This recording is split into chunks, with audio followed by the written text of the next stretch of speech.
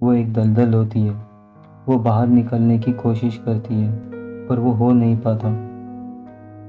यहाँ वो प्रेडेटर भी उसी जगह आ जाता है जहाँ नारू उस भैंस के पास थी। वो भी उस शिकार को देखता है और नारू ने रखे पंक्तियों को भी देखता है। उसे उठाकर स्मेल करता है। यहाँ नारू बाहर निकलने की कोशिश करती है पर वो हो नहीं पाता। वो अपनी कुल्हाड़ी निकालती है, रस्सी से बंधी हुई। उस कुल्हाड़ी को फेंककर पेड़ों की टहनी में फंसाने की कोशिश करती है। उसे लगता है फंस गई, पर वो कुल्हाड़ी निकल जाती है। वो दूसरी बार फेंकती है, फिर तीसरी बार, फिर चौथी बार। अब वो दलदल में अंदर धंसती जाती है। सिर्फ उसका चेहरा ही बाहर होता है। वो फिर एक बार उस कुल्हाड़ी को फेंकती है। इस बार वो कुल्हाड़ी फंस जाती है और उस रस्सी की मदद से नारू बाहर निकलने में कामयाब होती है। अपने आप को साफ करती है। तभी वह सारी आ जाता है, मुंह में चूहा पकड़े हुए। आगे नारू छुपते छुपाते देखती है एक भालू को किसी जानवर को खाते हुए। तभी तेज हवा चलती है और भालू को उसकी महक आ जाती है। वो इधर उधर देखने लगता है। नारू धनुष से बाण का निशाना उस पर लगाती है, पर उसके धनुष की डोर निकल जाती है और उस आवाज से भालू उसे देख लेता है। नारू धनुष की डोर बांधने लगती है। उतने में वो भालू उस तक पहुंच ही जाता है, पर सारी वहां से भागता है और वो भालू सारी के पीछे भागता है। नारू को थोड़ा वक्त मिल जाता है। वो धनुष से डोर बांधती है, फिर बाण का निशाना लगाए उन्हें देखने लगती है। वहां से सारी दौड़ते हुए आता है और उसके पीछे वही भालू। वो भालू पर तीर छोड़ती है, पर फिर खुद वहां से भागने लगती है। नदी में तैरकर एक जगह छिपने की कोशिश करती है जहाँ झाड़ियों का थोड़ा सा जाल बना हुआ रहता है। वो भालू उस तक पहुंच ही जाता है। उस पर हमला करने की कोशिश करता है, पर झाड़ियों की वजह से वो सीधा उस पर हमला नहीं कर पाता। तभी कुछ आवाज से वो भालू पीछे लौटता है। नारू उठ के देखने लगती है। भालू उस प्रेडेटर पर हमला कर देता है और नारू पहली बार उस अजीब सी चीज को देखती है। भालू के हमला करने की वजह से वो थोड़ा बहुत दिखने लगता है। वो जंगली भालू पूरी ताकत लगा देता है उस प्रेडेटर को मारने के लिए, पर वो प्रेडेटर फिर से खड़ा हो जाता है। नारू ये सब देखती है। वो भालू फिर से उस पर हमला करता है, पर वो प्रेडेटर उस भालू को मार ही देता है। वो भालू नारू के बाजू में ही आके गिरता है। वो प्रेडेटर उस भालू को खींचकर अपने दोनों हाथों से ऊपर उठा लेता है। उस भालू का गिरता हुआ खून वो पीने लगता है। पूरा खून उसके चेहरे पर गिरने की वजह से वो दिखने लगता है। ये सब देखकर नारू बहुत डर जाती है और वहां से भाग जाती है। नारू नदी में तैरकर दूसरी तरफ जाने लगती है, पर वो प्रेडेटर उसे देख ही लेता है। नारू दूसरी जगह पहुंच जाती है। अपने आप को ठीक करके वो आगे चलने लगती है। तभी उसे अपने कबीले के कुछ लोग मिल जाते हैं जो उसे ही ढूंढने के लिए आए रहते हैं। वो उसे कहते हैं, तुम्हारे भाई ने हमें तुम्हें लाने के लिए भेजा है। वो कहा है दूसरी तरफ, वो तुम्हें ही ढूंढ रहा है। नारू वहां से जाने लगती है। अब तुम कहाँ जा रही हो? मैंने उसे देखा। किसे देखा? वास्पे पूछता है। उस निशान वाले को, एक भालू को। वहाँ भालू था, पर कुछ और भी था जो बहुत बड़ा है। जब भालू का खून उस पर गिरा तब मैं उसे देख पाई, जैसे कि वो हो एक राक्षस। वो लोग उस पर यकीन नहीं करते, उस पर हंसते हैं। उसने बड़ी आसानी से सिर्फ अपने हाथों से ही भालू को मार डाला। वो हंसकर बोलते हैं, उसने तुम्हें क्यों नहीं मारा? नारू वहां से जाने लगती है। वास्पे उसे रोकता है। रुक जाओ, तुम अभी घर जा रही हो। वो उसे रोकने की कोशिश करता है। नारू गुस्से से उस पर हाथ उठा देती है और उन दोनों में झगड़ा हो जाता है। जो काफ़ी देर तक चलता है। नारू झगड़े में उसके हाथ पर दांतों से काटती है। वो उठकर बोलता है, ठीक है, जाना चाहती हो तो जाओ। वो जाने लगती है, पर उसका एक साथी वापस उसे पीछे ढकेलता है और वो नारू को पंच मारता है। तुम हमारे साथ चलोगी, ये कहकर वो नारू के हाथ बांध देता है। तभी ऊपर पेड़ों पे सुनाई देती है आवाज़, और वो अजीब सी चीज़, प्रेडेटर, उन्हें देख रहा होता है। नारू कहते रहती है, उधर कोई चीज़ है। प्रेडेटर को अपने विजन में ये भी पता चल जाता है, उनके पास हथियार है। वास्पे नारू को एक जगह बैठने के लिए कहता है। वो उसे कुल्हाड़ी दिखा के बोलता है, तुम्हें अपने हथियार के लिए रस्सी की ज़रूरत पड़ी। वो अपने साथी को पानी के लिए कहता है, कुछ देर आराम करके बाद में साथ में चलेंगे। इट्सी पूछता है, ताबे का क्या होगा? वो तुम्हें कबीले में मिलेगा। इट्सी वहाँ से जाने लगता है। मैंने तुम्हें साथ रहने के लिए कहा है। वो कहता है, मुझे पेट हल्का करना है, और वो वहाँ से चला जाता है। इधर नारू को वो अजीब सी आवाज़ सुनाई देती है। उनके एक साथी को भी आवाज़ आती है।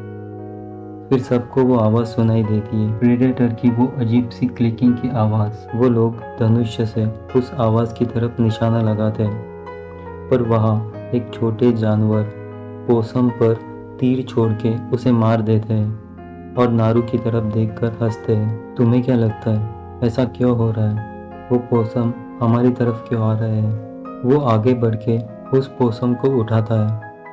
उसके साथी हंसते हैं।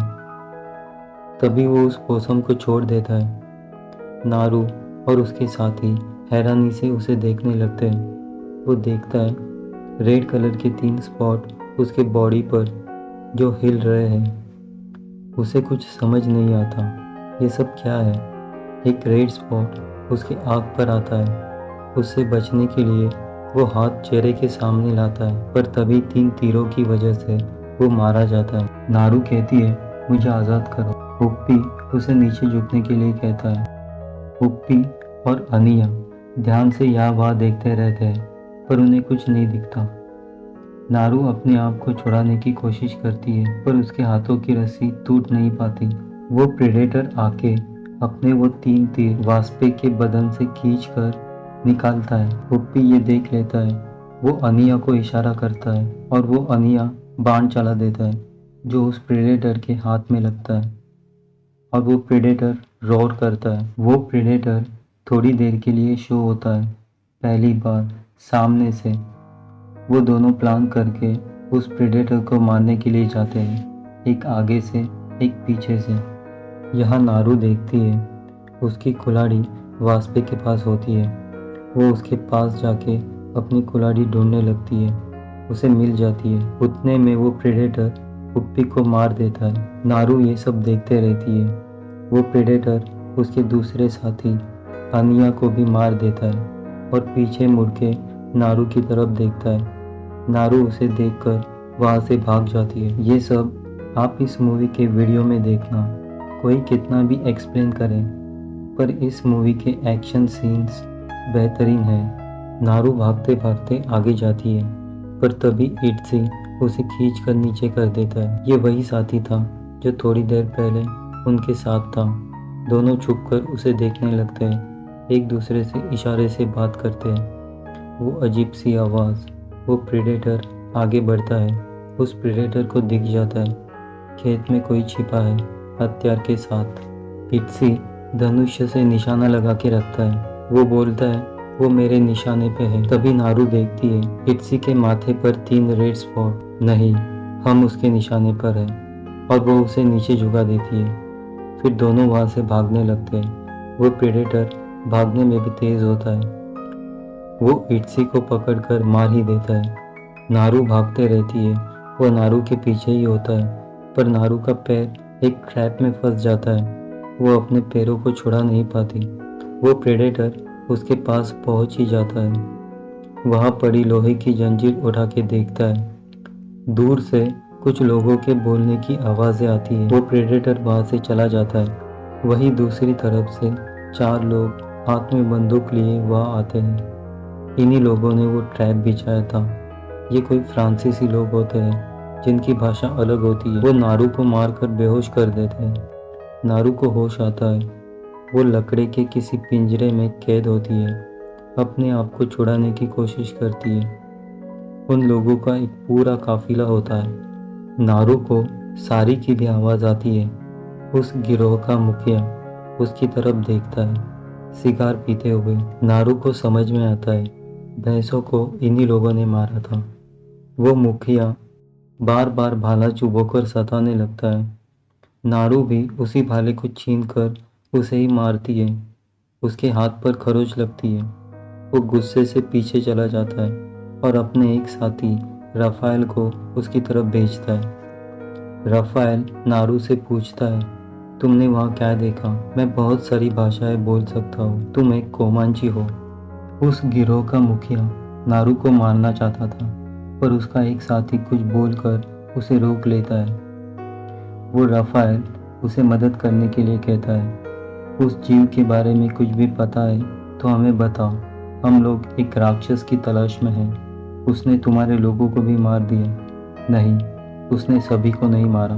नारू कुछ बताती नहीं तो वो मुखिया गुस्सा होकर पीछे चला जाता है। अगर तुम थोड़ी सी भी चालाक होती तो हमारी मदद करती। नारू देखती है ताबे भी उन्हीं की कैद में होता है। ताबे को बाहर निकालकर वो मुखिया उसके छाती पर चाकू से निशान बना देता है। आगे ताबे और नारू को जंगल के बीच में एक पेड़ से बांध दिया जाता है।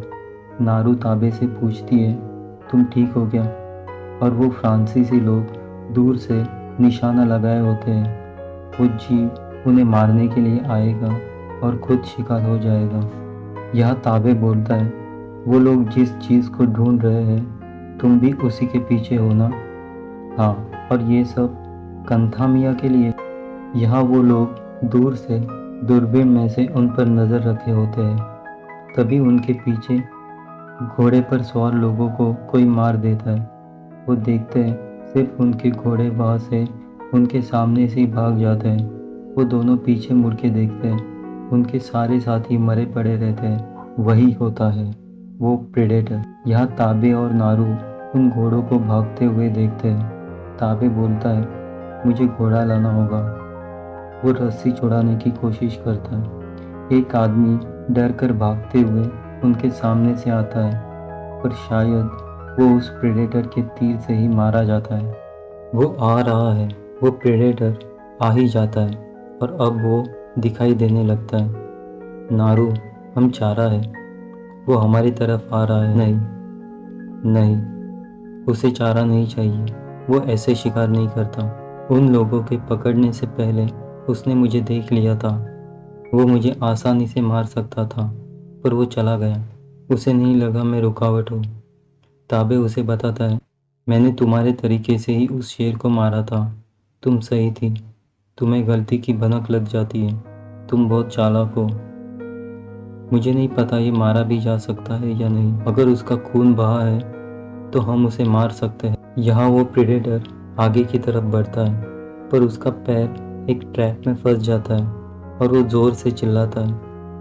तभी वहाँ ज़मीन के अंदर छुपे हुए वो लोग जंजीर खींचकर उसको गिरा देते हैं, उस पर जाल फेंककर अटका देते हैं और बहुत खुश हो जाते हैं। उन्हें लगता है आखिरकार उस जीव को पकड़ लिया।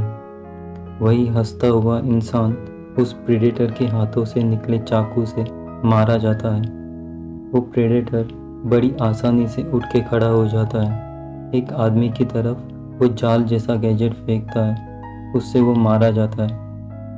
पैर में फंसे ट्रैप को भी वो बड़ी आसानी से अपने गैजेट की मदद से तोड़ देता है। वो लोग उस पर बंदूक चलाते हैं, पर उसके हाथ में ही ढाल जैसी कोई चीज़ आती है। यहाँ नारू को पैरों के पास एक ट्रैप दिखाई देता है। वो पैरों से खींचकर अपने पास लाती है। प्रेडेटर बड़ी आसानी से अलग अलग तरीके से उन सभी लोगों को मारते रहता है। नारू ताबे को नीचे झुकने के लिए कहती है। उस ट्रैप के पास हाथ ले जाकर ताबे को एक कहानी सुनाती है बीवर की, कैसे उसने बचने के लिए अपने पैरों को खो दिया।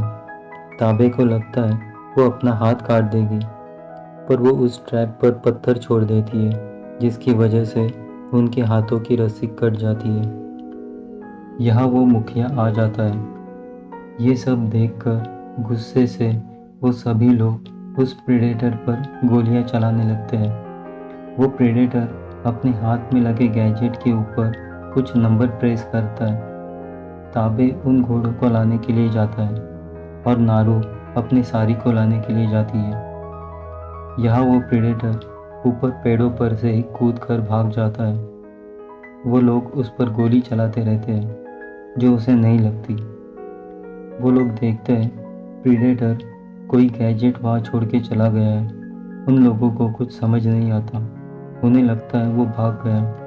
वो गैजेट किसी तरीके का टाइमर होता है। वो लोग पास जाकर उसे देखने लगते हैं। उनका मुखिया पीछे की तरफ जाता है। उस गैजेट में से 3 सर्कल जैसी कोई चीज़ उड़ती है। उन्हें शायद अंदाज़ा हो जाता है ये बम है, और वो बम ही होता है और आसपास के सारे लोगों को मार देता है। यहाँ नारू उस जगह पहुँच जाती है जहाँ सारी था। वो देखती है उसकी कुल्हाड़ी भी वही पड़ी होती है। वहाँ 2 आदमी कुछ सामान लेकर वहाँ से जा रहे होते हैं। वो बोलते हैं इस कुत्ते का क्या करेंगे। उनमें से एक चाकू निकालकर उस कुत्ते को मारने के लिए आता है, पर तभी नारू उन पर हमला कर देती है और उन दोनों को मार देती है अपनी कुल्हाड़ी से। वहाँ और 2 लोग आ जाते हैं, पर नारू उन दोनों को भी मार देती है। अपनी सारी को वहाँ से छुड़ा लेती है। वो सारी को कहती है ताबे के पास जाओ। यहाँ उस प्रेडेटर को दिखाया जाता है। वो भी जख्मी हो गया था। अपने गैजेट से ही वो अपने जख्मों पर कुछ लगाता है जिससे उसका खून बहना बंद हो जाए। यहाँ नारू भी अपने जख्मों पर मरहम लगाती है। तभी हाथ में बंदूक पकड़े राफेल वहाँ आ जाता है, जिसका एक पैर कटा हुआ रहता है। वो नारू से मदद मांगता है। उसे पता होता है उसके पास दवाई है। बदले में वो उसे फ्लिंटलॉक गन चलाना सिखाएगा। नारू उसकी मदद करती है। उसके पैर से निकला वो गैजेट जैसा हथियार वो अपने पैकेट में रखती है। उसके पैरों पर दवाई लगाती है। इस बीच वो उसे गन कैसी चलानी है ये बताता है। उसे बहुत दर्द हो रहा होता है। नारू उसे नारंगी फूल के पत्ते खाने को देती है। ये क्या है? नारू ज़बरदस्ती उसके मुंह में वो पत्ते डालती है, जिसकी वजह से उसे ठंड लगना शुरू होता है। तभी कुछ आहट होती है। नारू वहाँ से उठकर छिप जाती है। राफेल बोलता है मुझे छोड़ के मत जाओ।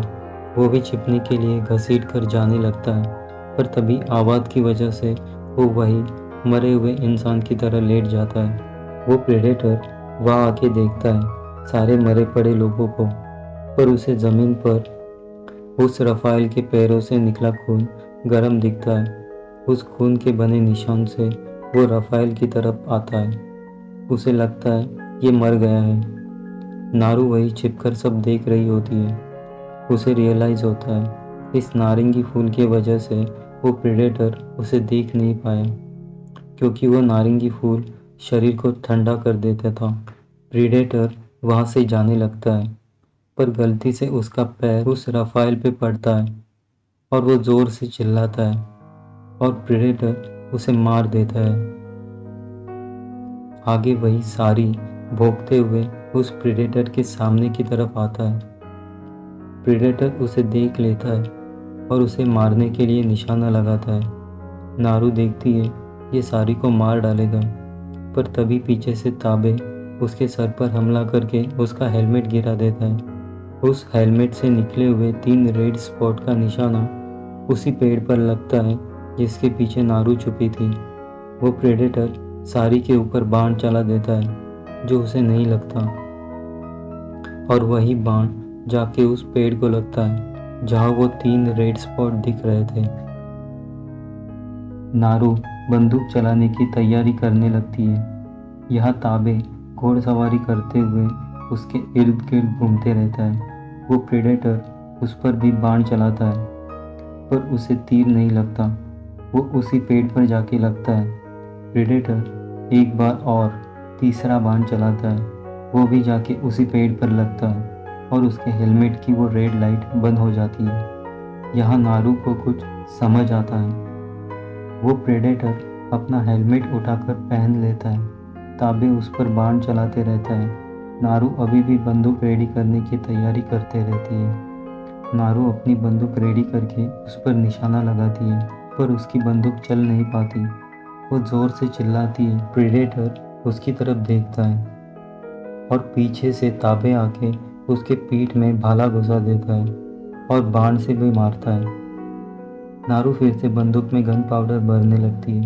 यहाँ ताबे और प्रेडेटर में लड़ाई होते रहती है। उसी बीच वो प्रेडेटर फिर से गायब हो जाता है। ताबे और नारू को कुछ समझ नहीं आता।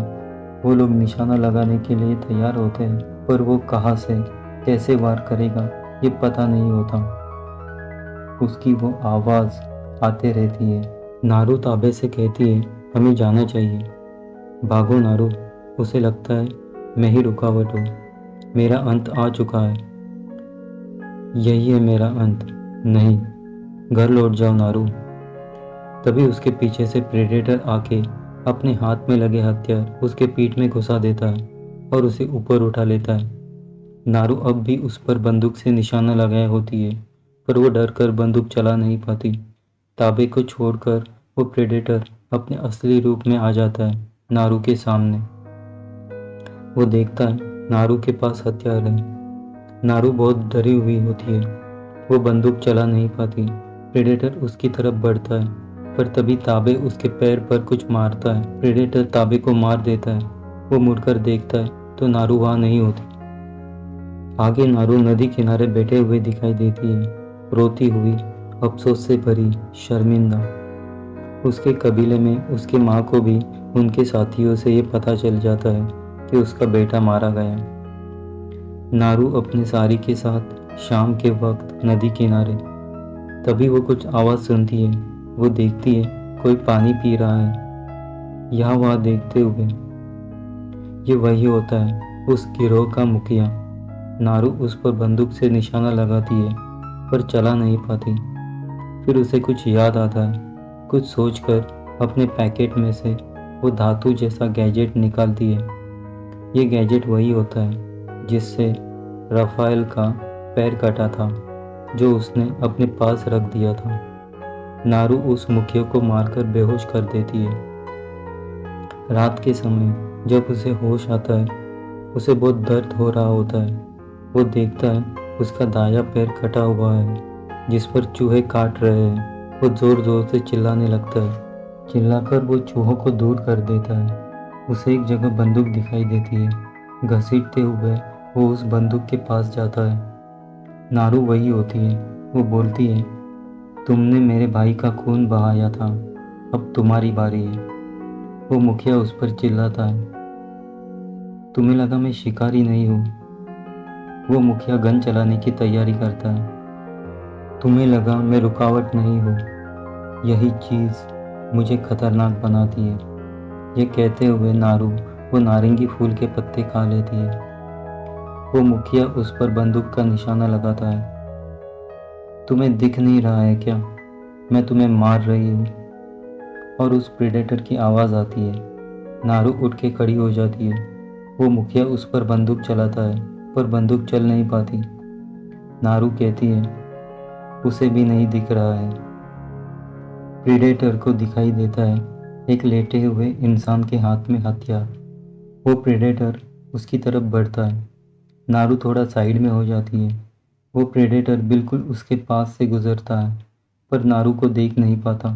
प्रेडेटर अपने असली रूप में आ जाता है उस मुखिया के सामने और उसका सर धड़ से अलग कर देता है। उसका सर उठा के देखने लगता है, पर तभी नारू पीछे से उसके सर में गोली मारती है, जिसकी वजह से उसका हेलमेट गिर जाता है। नारू उस हेलमेट को उठाकर वहाँ से भाग जाती है। आगे नारू उस हेलमेट को किसी पेड़ पर एक जगह सेट करके रखती है। वो कुछ पेड़ों की डालियों को चाकू की तरह बनाकर एक पेड़ पर बांध देती है। वो प्रेडेटर खून के निशान देखते हुए आगे बढ़ता है, फिर रुक जाता है। वो देखता है वो खून के निशान वहाँ तक होते हैं जहाँ किसी का पैर काट के रखा है। नारू वही पेड़ के ऊपर छुपी हुई रहती है। वो ऊपर से उस पर जंप करती है और अपने कुल्हाड़ी से उसे मारने लगती है। प्रेडेटर उसे फेंक देता है। वो भाला उठाकर नारू को मारने जाता है, पर तभी सारी के काटने की वजह से उसका निशाना चूक जाता है। नारू वहाँ से भागती है। प्रेडेटर अपने बदन में लगे कुल्हाड़ी को निकालकर फेंकता है और नारू के पीछे जाता है। नारू एक पेड़ पर जंप करके वहाँ से रिटर्न होती है। उस पेड़ पर डालियों को चाकू की तरह बनाकर बांधा हुआ रहता है, जहाँ जंप करने की वजह से प्रेडेटर जख्मी हो जाता है। नारू पीछे आकर उसी का भाला उठा लेती है। प्रेडेटर ऊपर से उस पर हमला करता है। नारू के झुकने की वजह से उसके हाथ के हथियार पेड़ में फंस जाते हैं। नारू भाले से उस पर हमला करती है। उस भाले को काटने के लिए वो दूसरा हथियार निकालता है, पर गलती से भाले के साथ साथ उसी का हाथ कट जाता है। नारू फिर से उस पर हमला करने की कोशिश करती है, पर वो किसी गैजेट की तरह स्टॉप हो जाती है। दोनों में फिर से बहुत लड़ाई होती है। यहाँ नारू की नज़र उस झाड़ियों पर जाती है जहाँ वो पहले दलदल में फंसी थी। वो उस तरफ भागने की कोशिश करती है, पर वो प्रेडेटर उसे मारकर अपने एक हाथ से ही उसका गला दबा देता है। नारू देखती है उसके सर के पास दो पत्थरों के बीच थोड़ी जगह है। वो अपना सर दो पत्थरों के बीच ले जाती है, क्योंकि उसके हाथ से निकले चक्र की वजह से उसकी गर्दन कटने से बच जाती है। पर वो चक्र उन पत्थरों को भी काटने लगता है। तभी नारू उसी का दांत तोड़कर उसके हाथ में घुसा देती है और वहाँ से छूट जाती है। दोनों वापस आमने सामने होते हैं। वहाँ सारी भी होता है, मुंह में उसकी कुल्हाड़ी को पकड़े हुए। नारू सारी को इशारा करती है। प्रेडेटर की तरफ भागते हुए उसके पैरों के नीचे से गुजरते हुए अपनी कुल्हाड़ी से उसके पैरों पर घाव करती है और जंप करके उसके गर्दन पर बैठ जाती है। अपनी कुल्हाड़ी उसकी गर्दन में लपेट देती है और वहाँ से उस झाड़ियों की तरफ जंप करती है और रस्सी जोर से खींचकर उस प्रेडेटर को उस दलदल में खींच लेती है। वो उस दलदल में अंदर चला जाता है, पर तभी वो वापस ऊपर आ जाता है, जैसे वो हवा में तैर रहा है। नारू वही उसके सामने बैठे हुए रहती है। अब कर भी दो, बस अब कर दो, चलो अब कर भी दो, चलो अब जल्दी करो। वो प्रेडेटर पीछे से अपना वो बाण चलाने का हथियार निकालता है और नारू की तरफ निशाना लगाता है। नारू बोलती है, अब यही तुम्हारा अंत है, इससे ज़्यादा नहीं, अब बस हुआ।